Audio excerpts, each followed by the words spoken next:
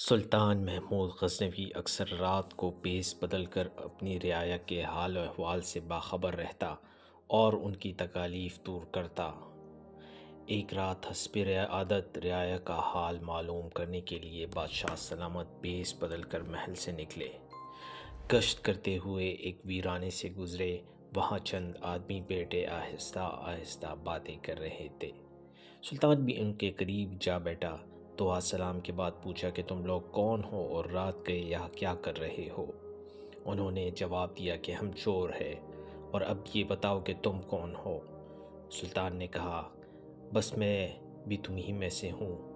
یہ سن کر وہ خوش ہوئے اور سلطان کو خوش آمدید کہا۔ وہ آپس میں اپنے ہنر اور کمال کے بارے میں باتیں کر رہے تھے۔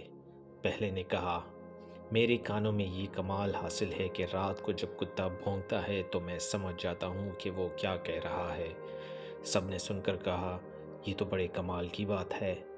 دوسرا کہنے لگا اے مال و زر کے پجاریوں، میری آنکھوں میں یہ خوبی ہے کہ رات کو کیسا ہی گپ اندھیرا نہ ہو، میں جس کسی کو اس اندھیرے میں ایک مرتبہ دیکھ لوں دن کی روشنی میں دیکھتے ہی پہچان لیتا ہوں۔ تیسرے نے کہا میرے بازو میں اتنی قوت ہے کہ مضبوط سے مضبوط دیوار میں نقب لگا لیتا ہوں۔ چوتھا بولا میں سونگھ کر بتا دیتا ہوں کہ خزانہ کس جگہ دبا ہوا ہے۔ پانچواں کہنے لگا میرے پنجے میں وہ زور ہے کہ اونچی سے اونچی جگہ پر کمند پھینک سکتا ہوں۔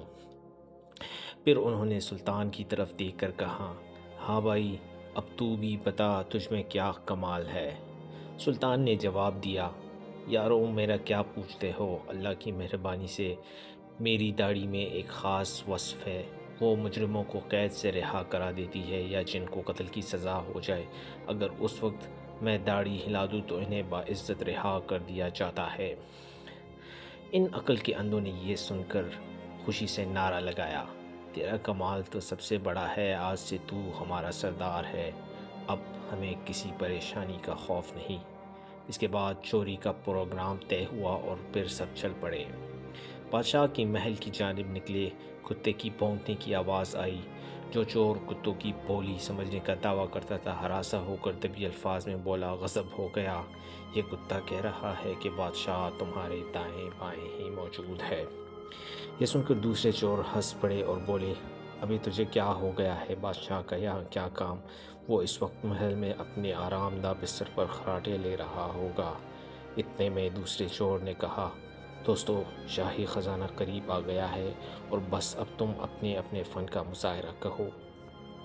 کمند پھینکنے والے نے محل کی چھت پر کمند پھینکی، پھر وہ سب آہستہ آہستہ کمند کے ذریعے محل کی چھت پر جا پہنچے۔ نقب زن نے نقب لگائی اور اس کمرے میں ساتھیوں کو لے گیا جہاں شاہی خزانہ موجود تھا۔ جس کے ہاتھ جو لگا جی بھر کر سمیٹا۔ اشرفیہ، ہیرے جواہر، سونے چاندی کے برتن وہاں سے نکال کر سارا مال ایک محفوظ جگہ پر چھپا دیا اور خود اپنی جائے پناہ میں جا کر بیٹھ گئی۔ سلطان موقع پا کر وہاں سے کھسک آیا۔ دوسرے دن بادشاہ نے سپاہیوں کو اس جائے پناہ کا پتہ دے کر چوروں کی گرفتاری کا حکم دیا۔ سپاہی دوڑے گئے اور سب چوروں کو آنا فاناً گرفتار کر لیا۔ جب انہیں بادشاہ کی عدالت میں پیش کیا گیا تو موت کے خوف سے چہرے زرد اور بدن خشک تنگے کی طرح کانپ رہے تھے۔ ان میں سے وہ آدمی جو رات کی تاریکی میں کسی کو دیکھ کر دن میں پہچان لینے کا دعویٰ کرتا تھا، اس کی نظر جو ہی سلطان کے چہرے پر پڑی تو اس نے ہاتھ باندھ کر عرض کیا ہم سب تو اپنا اپنا کمال دکھا چکے تھے، ہم میں سے کسی کا فن ہماری جان بچانے کے کام نہ آیا۔ بے شک ہمارا ہر کمال بدبختی اور آفت ڈھاتا رہا، یہاں تک کہ ہمارے ہاتھ اور پاؤں بندھ گئے۔ جلاد ہماری گردنیں اڑانے کے لیے کڑا ہے، ہمارے ہنر ہمیں موت کے پنجے سے نہیں چرا سکتے۔ اے ہمارے رات کے ساتھی، اب وقت آ گیا ہے کہ آپ اپنے فن کا مظاہرہ کریں، آپ اپنی داڑھی ہلائیں تاکہ ہماری جان بچ جائے۔ سلطان محمود کو